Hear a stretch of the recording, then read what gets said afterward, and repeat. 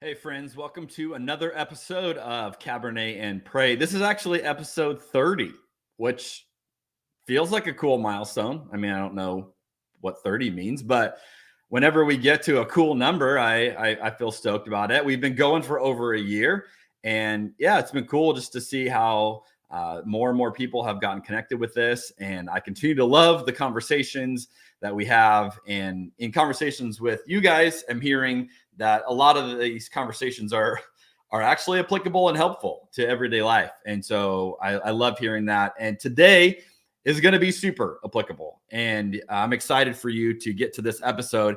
Today is a conversation with Brit Baron. Brit is a speaker, storyteller, and author. Her latest book, Do You Still Talk to Grandma, is out on October 1st. And that is one heck of a book title. I love it. Brit is on a mission to find out if we can disagree with people we love and still have relationships with them. What a great thing to work on applying right now. Can we disagree with people we love and still have relationships? Brit and her wife, Sammy, live in Los Angeles, California with their dog, Charles Barkley, just another great name, and numerous houseplants that they treat like children. Friends, you are in for a treat. Enjoy episode 30. Do you still talk to grandma?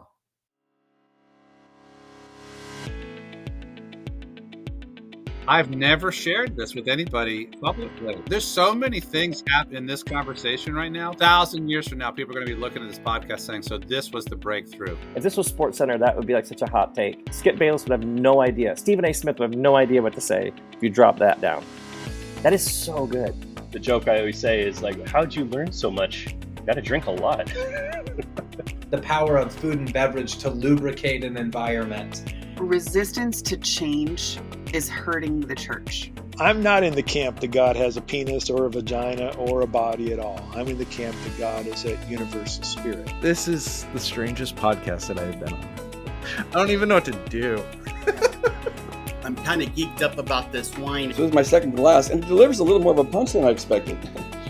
So if I get a little loopy, it's your fault, because you told me to drink on this show. You've uncovered the mystery. You've exposed the formula. You've just duct taped together a number of things that aren't normally hanging out together, and I'm here for it. We're going to sit down at a table, we're going to have a glass of wine and some food, and we're going to talk about the beauty of Jesus. Thank you for the hospitality that this particular podcast provides folks like myself, and I know others, to be curious around their faith practices. I will never forget the first time I bought a bottle of wine by myself, which was yesterday. If you're familiar with drunk history, I thought it's like drunk theology. So By the way, drinking this Pinot Grigio at 3 o'clock in the afternoon is making me even more direct in my communication than I normally would be. All right. Well, welcome to a very special morning recording of the podcast, Brit Baron. Yes, I am very, very excited to be here. Awesome. Well, we are excited to dive into your book. Before we do, we're going to talk about what we're drinking. And like I said, this is a morning edition. Normally we record these in the afternoon. I'm going to go for it. It's 9:07 as I record this. I am drinking a white wine because that felt like I could do that. And fun fact for all of you listeners or watchers who are maybe judging me right now for drinking in the morning, when I was taking my wine credentials, they actually recommended you drink in the morning because your palate is better. So if you've ever wanted an excuse to drink wine in the morning, there it is. Okay, but today I'm even that's drinking a news to fun me. one. This is a Grenache Blanc, it's a 2021. And you may go, well, Grenache, if you know anything about wine, Grenache is a red wine. So if you've ordered a Grenache before, it's a red wine. But this is a Grenache Blanc, the Blanc being the white part. And so it's a Grenache made as a white wine, which is really cool. You can make almost any wine as a white wine, even if the grapes are red. And so this is just how they remove the skin contact. That's how they make this. This one's super refreshing. It's floral notes, got lime and lemon in it. And this is actually from Dobbs Family Winery. And Dobbs is the first one in Oregon to make Grenache Blanc back in 2009. So drinking a little history here. It's a fun wine. It's a good morning wine. that's how I'm getting started. Britt, what are you drinking this morning? This morning I've got a 2024 iced latte with oat milk.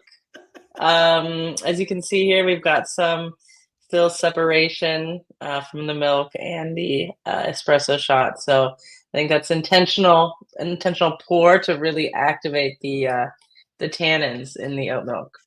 Wow, that was beautiful. That was a beautiful coffee description there. I actually have a friend who does a coffee podcast, kind of like talks coffee notes while they do it. So you sounded like that. That was great. Yeah, I could go on that one and drink wine and just really mess up the whole system. Yeah. Well, I'm a sucker for punishment, I guess. So I'll go for it. Okay, we're going to dive into your book. There is so many good things here.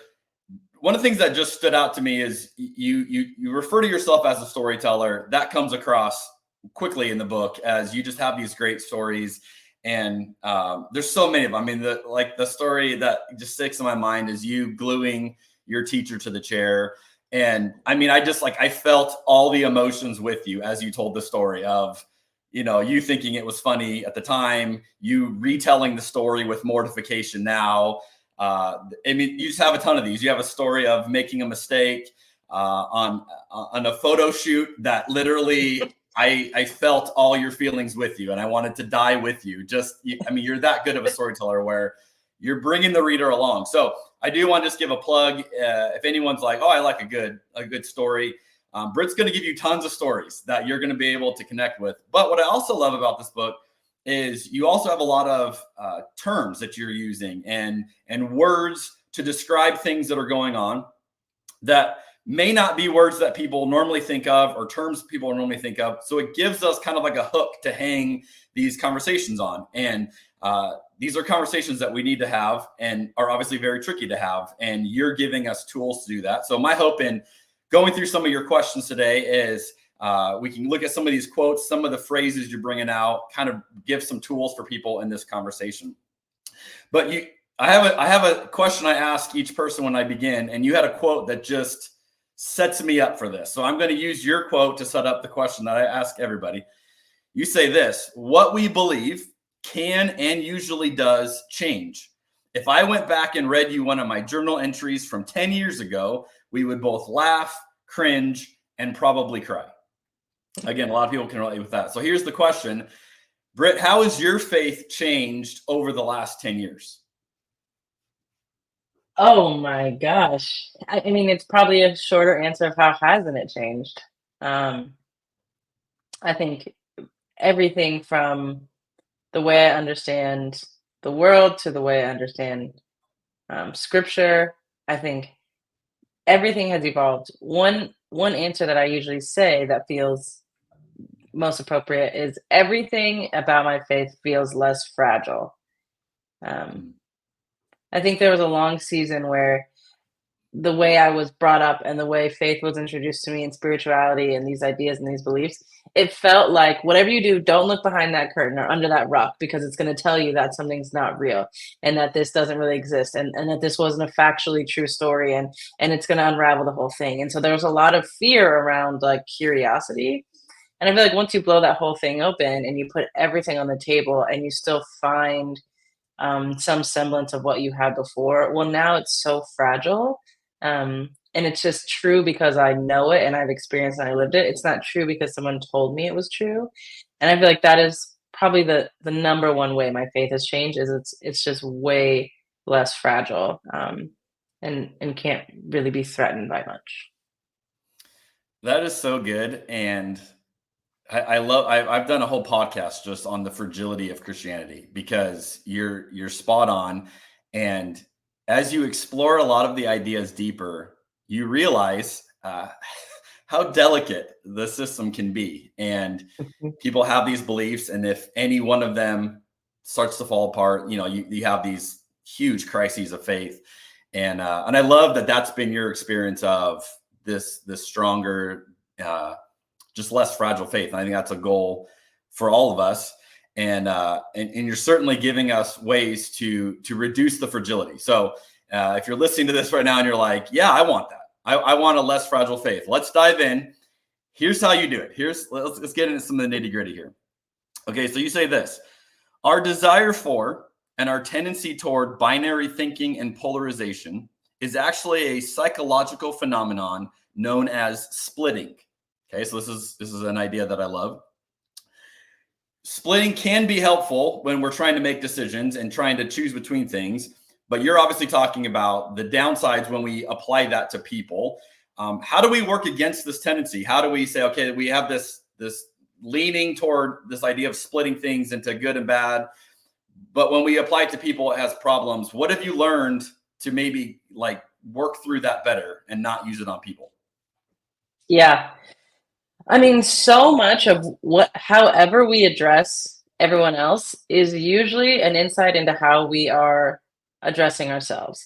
And so if we are not capable of holding our own nuance, so if we believe that we are completely on the right side of the line every time, we figured it out, we're the ones with the answers, we're the ones doing it right, and we are just like right, then we can allow ourselves to believe that someone is completely on the wrong side of the line and everything they believe is bad or wrong. When the reality is, if we can sit and hold the tension between the times we've gotten it right, the times we've missed the mark, the things we're unsure about, the things we are sure about, the ways we've changed, these things, then we can begin to do that for other people. I think our tendency to want to split is because it's uncomfortable to do some of the most important work that we have to do as humans, and that is hold two things to be true at the same time. And that is absolutely how we get out of binary thinking, is to hold two things as true at the same time, not as competing to see which one wins, just to say, I think a lot of us have done this, like with families, like with our parents. We'll be like, oh my gosh, I'm so grateful for all these things. Like, I love my parents. Oh, wow, this was actually really kind of a hard thing that I'm undoing. And the goal is not to say which one of those wins. The goal is to be able to hold both of those. And that's how we get ourselves out of this splitting phenomenon. So you're actually saying it begins with us, because, and that's a cool way to say it. If I'm on the right side of something, then splitting is always going to put other people on the wrong side. But if I refuse to allow myself to be on the right side and I acknowledge, I can be all this. And that's it. It reminds me when my kids were growing up, they'd always ask me, they'd watch a show or something and they would say, Dad, is that a good guy or a bad guy? And they wanted to know in the story, like, just tell me, is that guy good or is he bad? And I just remember, like, there was something so simple in my kids watching these stories of they wanted to make sense. Like, which one does he fit into? And I remember trying to explain, like, there are no good guys. There are no bad guys. Like, we all have this in us to make good choices and make bad choices. And so I love that idea. Like, splitting begins with us. Like, you're not on the right side. Mm-hmm. Have you learned how do you keep yourself from thinking you're always on the right side? I mean, it's tough sometimes because I'm like, gosh, I really do feel pretty right, And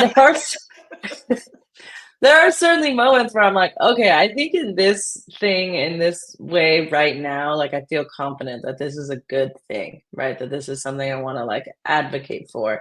But I have to remember that I'm a whole person, right? And so it's this idea that like, oh, I did something that I felt like was right. I must be all right. Or like I did something that like now I'm a good guy instead of a bad guy. When the reality is I'm like, I could do something beautiful and amazing for the world and advocate for justice and liberation and truth and a beautiful moment.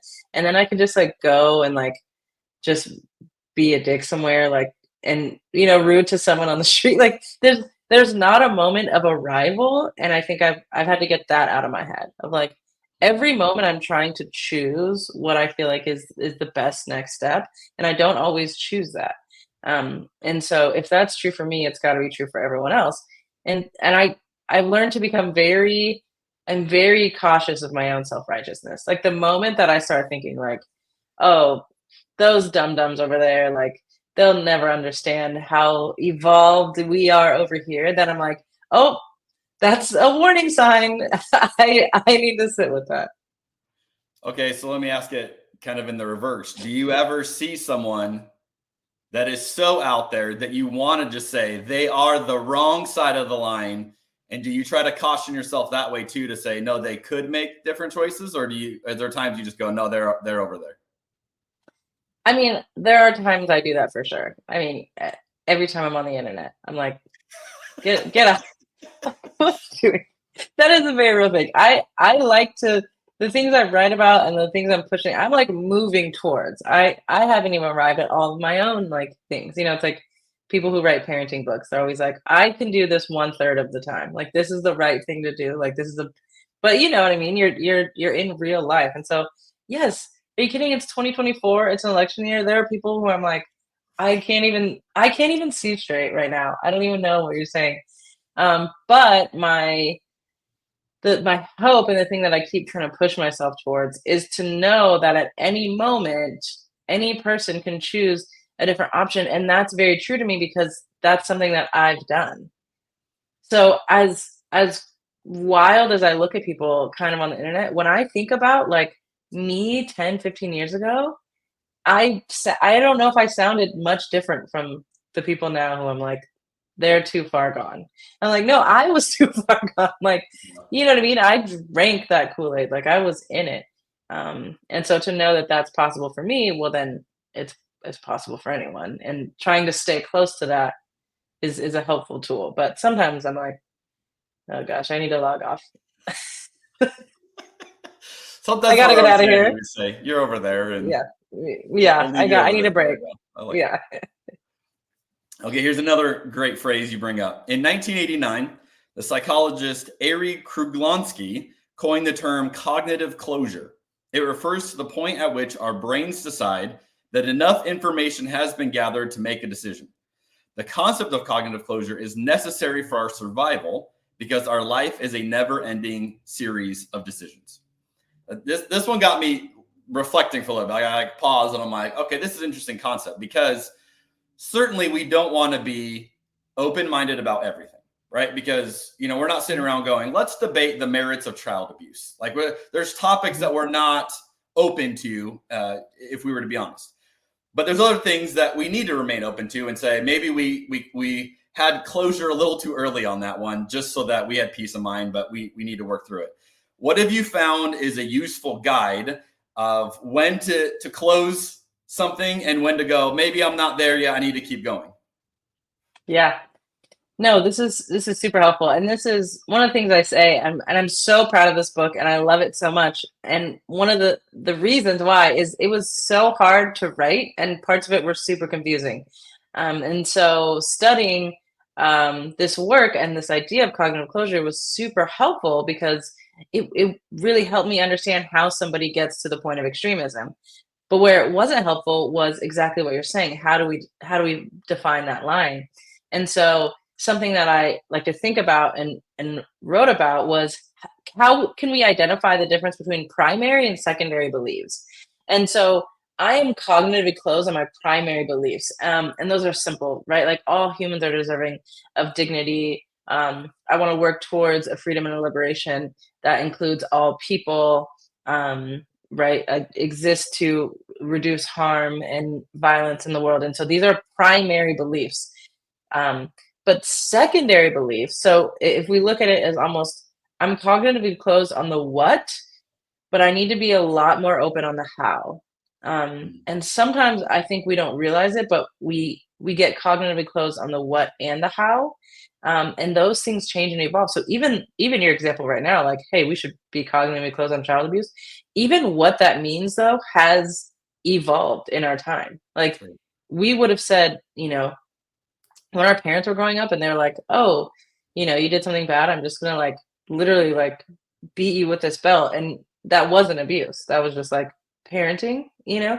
And now we're in this space of like gentle parenting and all these things where we would say, no, that is absolutely abuse, right? And so I think we need to be open that the ways in which we engage in our primary beliefs in the world will evolve and should change. We need to remain open about those things, right? We all know people today who still like, no, that's just like parenting, like, you know, take those kids in the back and, you know, get them a few good times and that'll teach them a lesson, because they haven't evolved in their secondary beliefs of how we work this thing out. I think especially in a lot of like social justice circles, I think this is very difficult.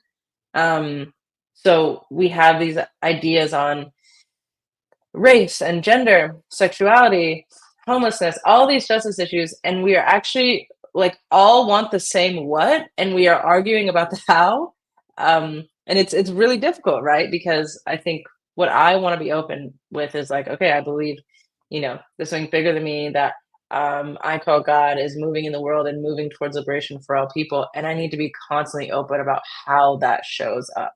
And that can be difficult because your approach can change. 15 years ago, I thought it was showing up by me going to some other country and like handing people a Bible in a different language and being like, this will do it. Like this will save you. And now I'm like, oh my gosh, like that has expanded. So I think I'm cognitively closed on primary beliefs, but I'm constantly open on how they're going to show up and manifest in the world.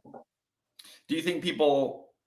Okay, so that's an interesting distinction, the primary, secondary. Do people's primary beliefs change? I think they can. And I think they do. And I think when we talk about relationships with people we disagree with, I think community is on the table. Like community can be lost the moment our primary beliefs are misaligned. If that makes sense. So like if I say, now what I would say is I want liberation for all people. I think it probably was a primary belief at some time in my life that I want all people to be like saved through Jesus Christ. And that is like a big shift in primary belief. And so I think those things are hard. Primary beliefs are harder to reconcile than secondary. And I do think that they can change and evolve to a certain extent. I think once you get to like, okay, I want everyone to be okay. It's pretty broad. Yeah, that's an interesting way of thinking of it, because there is a big difference between you and I are debating secondary beliefs versus you and I are debating primary beliefs. The primary beliefs conversations are tricky, where you're talking to someone, you're like, I don't know how to move forward on this, and to use your example, I'll talk about like the theology of hell sometimes, and I'll try to explain to people like, hey, historically the church has believed, one of three general positions, and I'll explain it. And one of the three being that Jesus is going to save everyone. And for a lot of Christians, they'll be like, that's too far. And, one of the things I always find it interesting, I'll say, okay, I understand that may seem crazy, but would you want that to be true? Like if you could pick which of the three God's going to do, would you want the third one to be the one where God saves everybody? And to me, that is, even if you don't think the scriptures say that, okay, that I can understand that, but wouldn't you want that to be true? And then I found people that are like, no, I don't want God to save everybody. And that's when you realize like, oh, our primary beliefs are different here, because what I assumed was a shared, connection isn't a shared connection. And then that gets really tricky. So I don't know if that's encouraging because I think there's a lot of disagreements on primary beliefs, but maybe we can help people keep working on closure on the right things. The thing that I think about a lot is, and we have to understand that what we believe doesn't exist. Like we are not just a collection of facts, right? We're a collection of like the stories we've chosen to buy into and understand, and the meaning we've made in the world. And so a lot of folks, especially in the church space, whose primary beliefs exist in that way, is tied to other things as well. It's tied to psychological safety. It's tied to physical community. It's tied to their sense of belonging. And I think understanding that creates an empathy within us in the way we even approach that conversation. Because sometimes I think about, I'll be having a conversation with someone. Let's say we're having a primary belief, but in my mind, the question like circulating in there is, what would it cost you to agree with me? And when I know that price tag is high, then it creates a lot of empathy for me in moving forward in that conversation, because you're not just telling me you believe this. And sometimes I'm like, I don't even know if this is what you believe, but this is what you need to believe to be in this community. And that means everything to you. And so now I can understand sort of how and why we're having these conversations. I stayed in faith communities like a little bit longer, I think, than I should have, agreeing with their primary beliefs long and short, because I didn't want to lose all my friends. And that's just like a human reality. And so I have a lot of empathy for folks whose primary beliefs I wonder if are as solid as they seem to be when they're arguing with me. Yeah, that's really well said. Okay, another great phrase you have: progressive amnesia. This was one I like. Progressive amnesia is the tendency to forget conveniently our own lapses and learning trajectories. It's what happens when we disconnect from our personal growth histories and allow ourselves to forget our own pasts. Okay, this one hit me, Britt, because I'm not great at this. I'll just confess that. In fact, my wife has had to help me with this. There's been a number of times, because I would say, the person I was, we'll say 20 years ago, what I believe 20 years ago, very different, very different. So I'm often talking to people who are believing, where I was 20 years ago. I know exactly why they believe what they believe. I used to hold those beliefs. I have worked through them. And now I look at them like, why can't you see this? I'm presenting a way better idea to you and you can't see it. And I'll get frustrated. And my wife has literally on numerous occasions had to remind me, like, Jeremy, how long did it take you to change your mind on that? And you want them to do it in one conversation. Like you just pitch the idea to them and you think they're ready to go. Like it took you years and books and mentors and, and all these conversations to get to where you are. And I never had a term for it, but it's like, that's progressive amnesia. Like, no, I've always been here. I don't remember what you're talking about. I love this. How do we work through this? How do we challenge our own sense of like, I never believed that. Like, just get on board. It's so funny. And it is like, it's just the funniest phenomenon. And I have it too. And part of it, I think, is because when we learn something new or we evolve in a way and that feels maybe more true to us or more right, we can easily feel like we've always been here. But we absolutely have not. And it is so funny to me when we like look at people or look around and we can't even imagine why. And we get like so red in the face. But I'm like, we all sat there. We all didn't know something. The thing I talk about in the book is like, we've all watched a movie from a long time ago and been like, wow, that really doesn't hold up. All of our lives are that. And so I think it is so important to stay close to the versions of ourselves that came before now. And we have to understand them, and we have to have empathy and compassion for them, and we have to remember what it felt like to be them, because that is the only way we're going to approach change in a way that can bring them along. I think your wife is exactly right. Sometimes we enter into a conversation with someone like, I can't believe you don't know this. I'm giving you all the right facts, but I'm like, that's not what got us, right? Like, I remember before I came out, I thought for years, every single day, I struggled with the reality that I was gay. Like, I was in therapy. I talked to the therapist. I'm like in there crying every week for years, being like, is this bad? Am I okay? Am I going to hell? Is there hell? What's happening? For years, it was like every single day until finally I was like, okay, I think I am okay. And I think this is going to be okay. So then you're telling me when I tell my parents, I'm expecting within 5 minutes that they have the same arrival at a location that took me years to get. And it was me. Right. And so I think sometimes we forget the journeys we went on. And then we arrive somewhere and we present someone with like a 2-cent, like a tweet. And we're like, I'm like, this is years of our own development that we are trying to like bring someone along in a single conversation. And that's not realistic.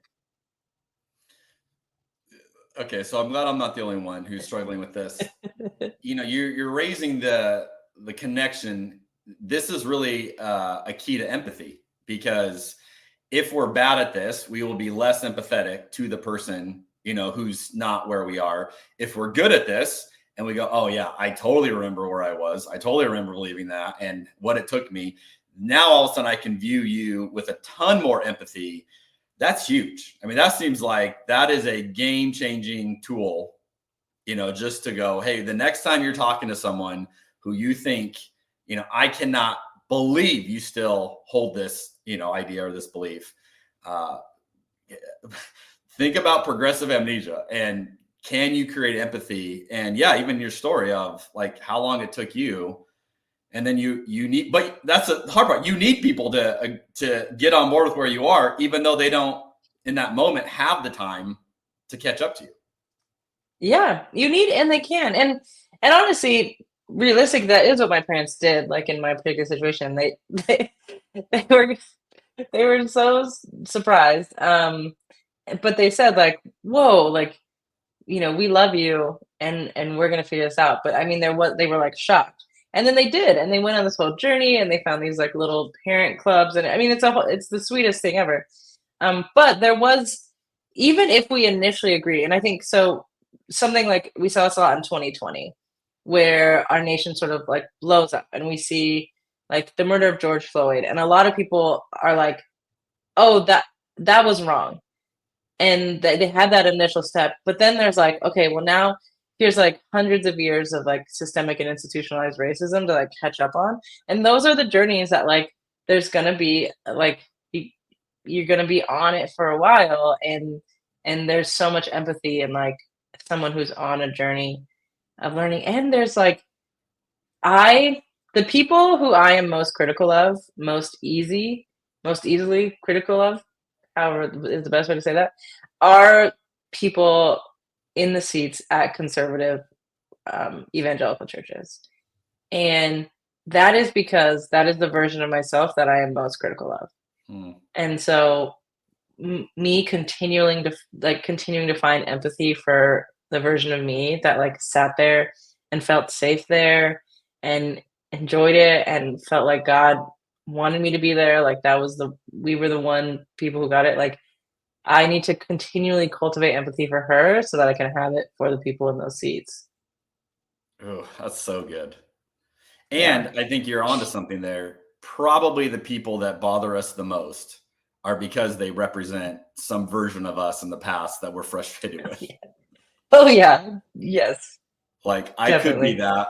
I don't want to be that, or I can't believe I was that, and so we're hypersensitive, hypercritical. But, as I'm thinking, it's like the people who are going to be most effective in positively influencing others will be the ones who are patient, who can say, hey, I'm going to keep showing up with you. I'm going to keep helping you. I'm going to keep guiding you forward, in these conversations, helping you navigate it.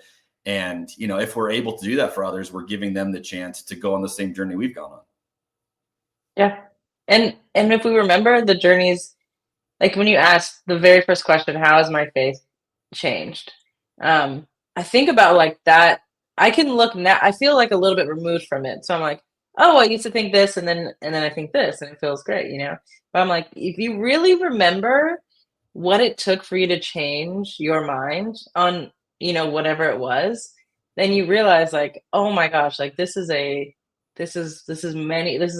many days of pulling on tiny threads of like a very, very well knit sweater, And I think if we can remember that, then we will approach it like a little differently, That's so good. Okay, one more quote I want to dive into. And this one is another like, whew, this is tough. You say, you can either be right or you can be in the work. You can't be both. What I mean is that mistakes are inevitable, that they are necessary, and that you have to get it wrong to learn how to get it right. If you want to be in the business of growth and progress, you have to get familiar with the lost art of making mistakes. Nobody is interested in making mistakes, especially on things that matter. And if I recall, the context of this was doing anti-racist work. And so, especially for white people to enter into a conversation where we don't always know what we're saying, we're going to stumble. We're going to say, hey, I had good intentions, but wow, that was not the right way to do that. This is super scary for people. And as you mentioned, a lot of people just go, I'm not interested in, getting canceled or saying the wrong thing in the wrong way. So I'm just going to stay out of it. And then no, positive change happens. How would you encourage us? You seem to be comfortable in this space, probably more than most of us. What words of wisdom can you help people with? Listen, we have to take what we know to be true and translate it to every area of our lives. Like, you have to make mistakes. No one just hops on a bike at 6 years old and just like rides off into the sunset. Like, everything we know about evolution, we know that we learn more through the mistakes that we made, and we can course correct, and we can understand those things. And this is true for every area of our lives. And our ability to make mistakes well, I think, will be the defining factor in how much growth and transformation we experience in life. I know far too many people who are so afraid to have a conversation, a real conversation about any number of topics. And so they just disengage. And I'm watching as the world is literally leaving them behind because they just are so afraid to make the mistake. When making the mistake is the thing that creates us, like in us, the people we need to become to be a part of this transformation. And something that was really important to me is I was like, every single story I tell in this book that involves me, I want it to be one where I did not nail it, where I did not get it right, where I was the one who made mistakes, because these are actually all the most transformational moments in my life. It's not all the mountaintops. It's not all the times I did right. It's all the mistakes. And I feel like if we can remind ourselves the value in that and create a culture around understanding that mistakes are a part of our experience, and I think we're going to be so much better off moving forward. And I think the hard part is there's some real accountability to certain types of mistakes. And I think that's important as well. And if we want to be in the business of moving forward in transformation and maturity and liberation, mistakes have to be a part of it. They have to, or we're not actually moving. I think everyone who's afraid to make a mistake, they're going to be left behind. And that's, I mean, some rapture trauma for you, but, you know, also left behind ideologically. Not like a pile of clothes in the living room and you don't know where they went. Like Kirk Cameron left behind? Like what kind of left behind are we talking about? I literally said left behind and I was like, oh, whoa. I'm triggered myself.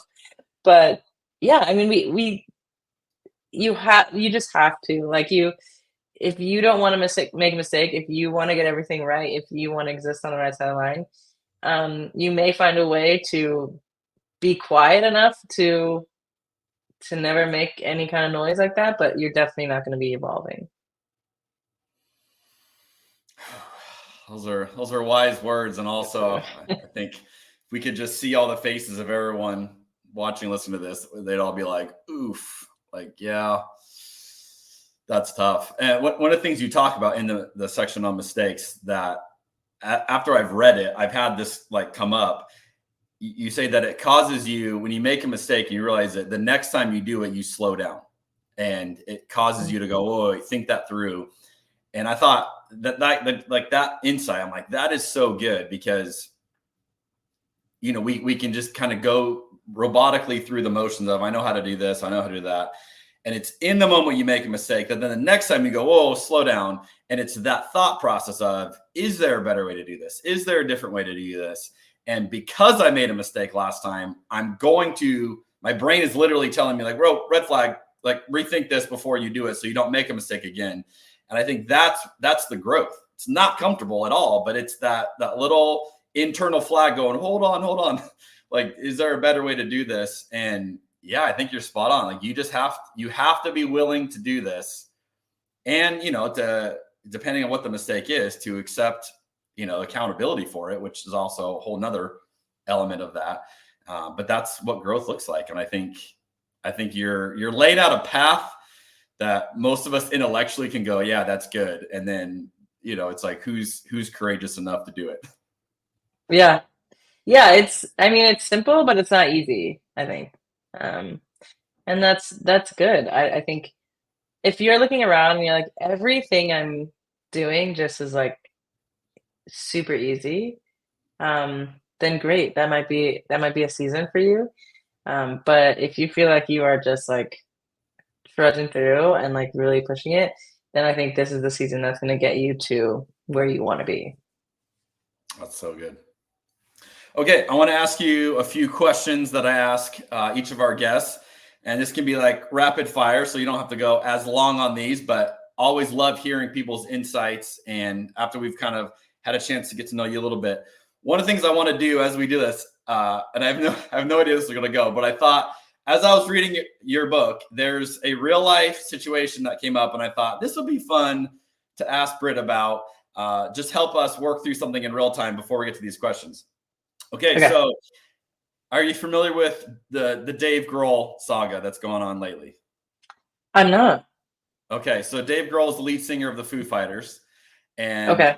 he was like considered one of the good guys in rock and roll. Like people have just have loved this guy. Well, just like I think a week or two ago, it came out that he had an affair on his wife with a mistress. She's pregnant, and so she's going to be having this baby. And like people were just like stunned, like, oh, this was like the good guy rock and roll, and he's just like everyone else, and all men are scumbags. I mean, like lots of reactions. And then what I'm watching is people wrestle with, but what about these decades of music that we have loved? And I thought about your book of like, do we still talk to grandma? Like just, you know, when you have this moment and you bring up, you know, some of your own friendships and things. So I don't know, in real time, like someone's going, okay, do I still listen to the Foo Fighters music when I know this guy made this bonehead mistake? How would you help people navigate some of that thought? Yeah, no, this is a tough one, and this is a good one. And I think so much of it comes down to I am constantly pushing people back to themselves. If you feel like you cannot, with integrity, hold those two things to be true, then sure, don't listen. But I think so. I have a similar. I'm not like a huge Foo Fighter fan, but I have a similar situation in that like Harry Potter is like absolutely foundational and integral to like my experience of life. Like truly those books and then the movies and then like it's meant so much to me. You cannot disassociate me from like my experience with Harry Potter, and J.K. Rowling is on a rampage. Okay, like she is like, I mean, not a single thing coming out of her mouth is something that I agree with. On the opposite, things I think that are very damaging, actually terrible, the worst. And so I hold this tension of like, yes, and like I am choosing to hold it to say this work has been so important to me, and so it's just a part of my journey that I can't even untangle. And so that to me, that's like something I have to sit with of like these are still very so like if the Foo Fighters, if you're like this music is it's just this is my jam, this was our wedding song, this was like a song from my whatever, like it can be that, and I think we can hold two things to be true of like I really do not, appreciate what this man did to his family and thought it was different. And this is my song. Like great jam. You know what I mean? And that's the jam. Like Harry Potter just it meant so much to me. Like I feel like Harry Potter's mine now. Is like kind of like I'm like, that's me. Like, and I don't have to. It's the same with like Kanye West graduation album. I'm like, it's in my brain forever. And so I think that's a long answer, but I think ultimately, if you feel like for you, it's not something you can do with your integrity, then that's fine. But I think it's good things for us to wrestle with of like, yeah, what does it mean that artists are humans too? And what does it mean that their art has impacted us? And parts of it are like untangleable from our life and experience. I think that's a beautiful thing. That's so good. And I relate with Harry Potter. I absolutely love the Harry Potter series. I read it every like couple of years. And I also agree with you. Like I've looked at J.K. Rowling and going, what are you doing? Like truly are you, I don't understand. And to the point, I don't understand how you wrote these books. Like I think the books are so good. And I don't understand how that's you. How did you produce that? But what I have found, like I don't picture her when I'm reading the books. I know that it came from her mind, but like I'm not mentally thinking about her or her involvement in it at all. So that one has been easier for me to go, yeah, she's out there, but like these stories are good. Whereas like I look at the Foo Fighters and I'm like, I would have a harder time, I think, now enjoying the music, knowing like, oh man, but this is this guy, it's his voice, So I do think there are times where maybe depending on the nature of the art, even might be like, oh, that one's easier for me to kind of figure out what to do with. And that one just keeps bringing that thought up. And so I appreciate you diving into real time. Maybe someone's dealing with their Dave Grohl sadness and you just help them navigate it. Sorry to all the Dave Grohl fans out there. Yeah, I just found out who he is today, so it's less impactful on me. I would put myself in the camp. I've been a Dave Grohl fan, and I just have watched, the internet blow up the last couple of weeks, and people like publicly mourning and like, what do I do? And so I thought, I'm going to ask Brit. Okay, so here we go. What is something you used to believe that it turned out later you were wrong about? Again, I don't even know where to start. Gosh, on like practical levels, like I used to think I was straight. That was like a bummer to find out.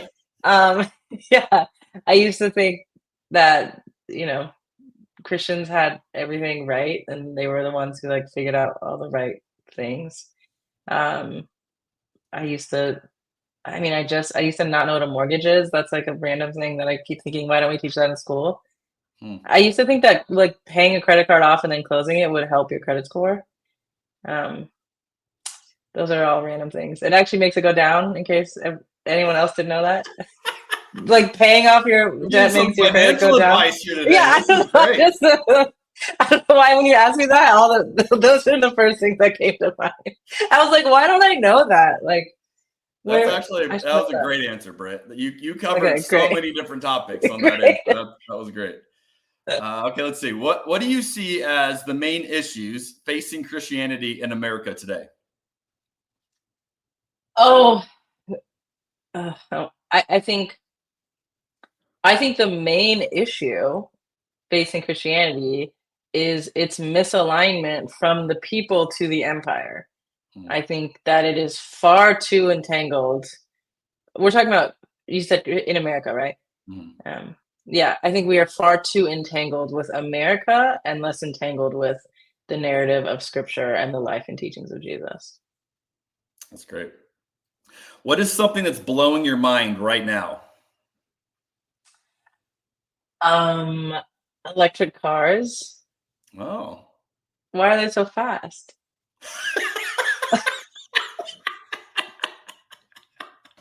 Like, why are they so much faster? I love it. I don't know. I don't. Yeah, that's. I just picture you just like walking through a parking lot, just in awe of like cars driving by you. Like, look at you go! Look at you go! It is because you have like a Rivian, like the big electric truck. And it's like giant. Like I drove a 4Runner, so it's like even a little bit bigger than that. It's like huge, but it's like faster than a Porsche. And you're like, that's so fast just because it's a battery. I mean, yeah. That's a great answer. That has nothing to do with No, none of I that love content's it. in my That's book. Yeah, I'm not okay. What's a problem you're trying to solve? Oh my gosh. What is a problem I'm trying to solve? This is a great question. I don't know. I think it's hard because my initial answer is that I'm trying to get out of the business of solving problems. I think I have released a lot of responsibility for solving problems in my life. But there are a lot of tensions I'm sitting in, but I don't know that I would even say that I'm trying to solve them, because I feel like that complex is something I have to have had to put down. And so I don't know how many problems I'm trying to solve, but there are multiple realities I'm trying to hold right now. I think just even as the book comes out and like logistics of that and tensions of that and my own feelings and tenderness towards it. Yeah, so that's not a good answer, but I don't know. I mean, there's practical problems, but yeah. Yeah, my dog has excited about right now. Oh my gosh, I'm so excited about the fact that my book is coming out, and I'm going on a book tour, and my wife is going with me, and we're going to be like all over and visiting friends in each city too, and having this conversation is so exciting to me. Like just being able to talk to people about how we move forward together is just the best. Is this part of it more fun for you than the writing part, or do you like all of it equally? I think I like them about this. I like them about the same, and they both push different parts of me. The writing is so isolated. It's so singular. It's just like you and by yourself. And this is like so involved. So it hits the introvert and extrovert side of me, but they both push beyond what I'm comfortable with, I think. So I like it. That's great. Is there anything else you'd like to add that I have not asked you about? And you're like, wait, we got to address this. Oh, I don't think there's anything that we miss that's huge. I think in terms of like wrapping, I do just want to say I think this can be a heavy conversation or can feel heavy, but I think it's just such a good reminder to ground ourselves, even in your very first question, like in all the change that we've experienced. I think there are people in our lives and people we look at and we don't think that they can ever change. And I think people looked at us like that. And so just remembering that we did it, so it's possible, is very helpful for me. That's so good. Okay, so people watching and listening to this are going, hey, I like her. This is great. How can they find you, connect with you online? Yeah, so you can find my book, okay, I know the title. You can find my book. You need to get this figured out. Here you go. Yeah, okay. I got it. My book, Do You Still Talk to Grandma? You can get it anywhere books are sold. If you don't want to get it, you could go and ask your local library to carry it. It'd be very helpful. You can find me at Brit Baron on Instagram or online at britbaron.com. Awesome. Well, Brit, this has been an incredible, enjoyable conversation, having some morning wine, discussing this book with you. I'm super stoked for your book. I think it's fantastic. It's a rare mix of the personal story that captures all the emotions of that, as well as I think it's okay to say heady ideas. Not like, you're going to lose people, but there's some meat there, that people are going to go, oh, I got to really process that. And you have captured them both in a way that I think will really resonate with people. So I'm stoked for more people to read this. Thank you for taking the time to discuss this with us today. And I love the work that you're doing. Oh, thank you so much. And thank you for having me and letting me drink coffee on the wine podcast. Hey, we try to extend grace to all people here. So that's awesome. Well, hey, everybody, thank you for joining us for this episode. Go check out Brit's book coming soon, and we'll see you on the next episode of Cabernet and Pray.